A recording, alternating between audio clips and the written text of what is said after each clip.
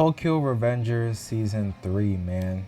I don't know if you noticed this or not. Actually, before I tell you what I noticed, let me ask you this question. Why do you even watch Tokyo Revengers? Like, what intrigues you the most about the show throughout all the seasons, you know? Season 1, Season 2, now there's Season 3. Because what I'm noticing with myself is it's not even the fights, you know? Like, usually it's the epic fights, the action would be the most intriguing part about the show. But it's not even that for Tokyo Revengers, even though it's about gangs and stuff like that, you know?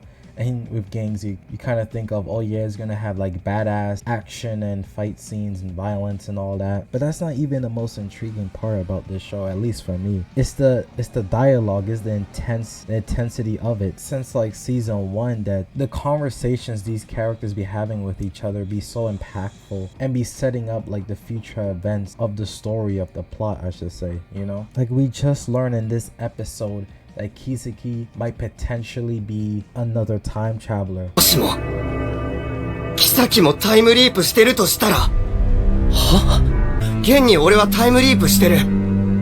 他にしてる奴がいたっておかしくないだろ。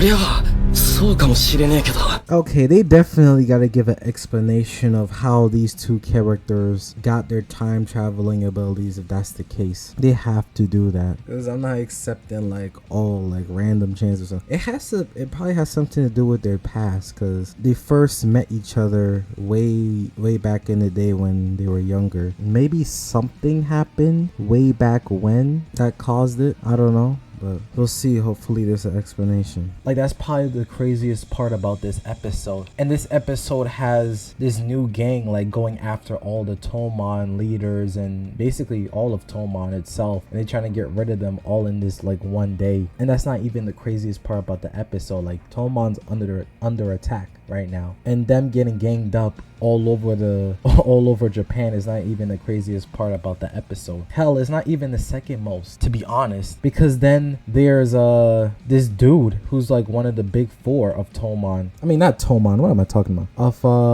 what's it called? Tenjiku? That's what it's called? That's the game called? Tenjiku? That's what I'm gonna call it until someone corrects me. And like Takemichi knows him as a child, so like the dialogue between these two characters was very interesting as well, because even though they're in opposite sides, they still have that respect and I guess, you know, brotherhood for each other, you know. And hell, actually, now that I think about it, him talking about there's a traitor within Toman, that's even more interesting than the invasion of Toman by Tenchiku gang, you know what I'm saying? Which I'm curious to know like what you guys think the traitor is, because I low-key have no idea. In my head, I have no idea. I can't think of a name, but you let me know what you think. So yeah, it's like in between, you know what I just thought of? It's like this, right? One Piece is probably one of the only shows where I've seen this. It's where everything is not happening only when the main character is at a certain place or area, you know, is where the plot is taking place. There's a lot of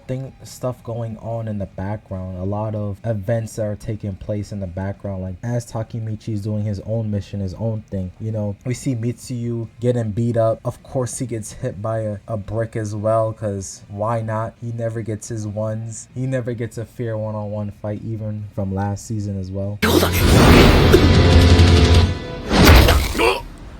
Yo, this guy, yeah, this man, my god, why is he always getting hit with something, bro? Like, this is unfair. Like, this happened last season too. Like, Mitsuyu, I think that's, I remember his name. Why does he keep getting ambushed? Like, he can never or rarely just get a fair one-on-one. Like, they really always gotta gang up on him. What's good, man? And he's always getting hit in the head out cold. Like, it happened last season too. Like, well, come on, man. He needs to catch a break. And it's like a lot of stuff is happening in the background while crazier stuff is happening with Takemichi and figuring out Kiseki as a person. So like there's a lot of things going on at the same time, and I think collectively that's what's making it so intriguing, is that like it's not, that's probably like another thing, like it's not just the events that's happening currently is the only issues that are going on. There's internal issues, there's internal conflict, outer conflict. There's multiple things that need to be solved in the puzzle. Like it's a puzzle piece. You know what I'm saying? It's a chess match, really.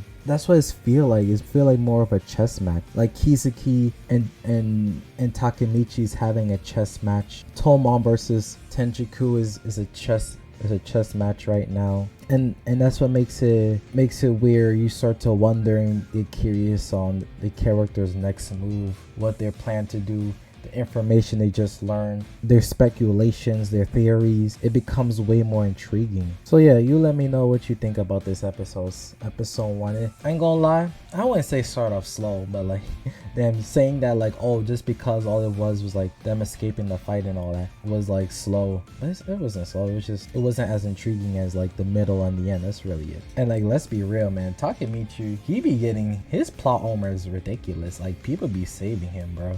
it's ridiculous. Like, we see these other gang members getting beat up like 1v10 with, and they have like poles and stuff. Like, Mitsuyu's getting ganged up by himself, but like people is always there to save Takemichi. You know, it's crazy out here. But yeah, you let me know your thoughts about episode 1. What do you think about the potential of this season? You think this has the potential to be the best season? Because I feel like season 2 was better than season 1. So can season 3 be better than season 2? You let me know. Do you think Kiseki is a time traveler? I think so. It makes sense, especially with the evidence I wouldn't say evidence, but they're convincing arguments based on what they've seen of Kiseki's actions is very consistent to what they're saying. So it's not solid evidence, but you know, still. You know, why is Tenchiku like trying to get rid of Toman right now? I'm assuming it's because of Kiseki. He basically became close with the leader and just decided to say like, yo, like if you want to be the greatest, you got to take care of Toman. But yet he still stated that he wants to build Toman. So why Toman out of all the gangs? Like, why does it have to be Toman for Kiseki?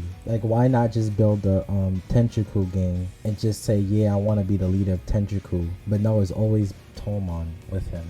Kiseki はずっと俺のトーマンを作る都合のいいトーマンを作ろうとしているってことはキサキはお前みたいに何度も未来から来てトーマンを自分好みに Actually, that is a very important question too, is why does Kiseki want to build his own Toman so bad? Like, what's driving him? Like, what future did he see originally that made him like very ambitious and want to create the future of him owning Toman and running it? Because he must have, maybe like Takemichi, before he originally discovered that he could time travel to the past, he probably originally saw a future with Toman that kind of like impacted him. So like that's what made him strive to be a leader of Toman and owning the gang. Because remember too, Takemichi declared after seeing how horrible the future is that he wants to run Toman and become the leader. I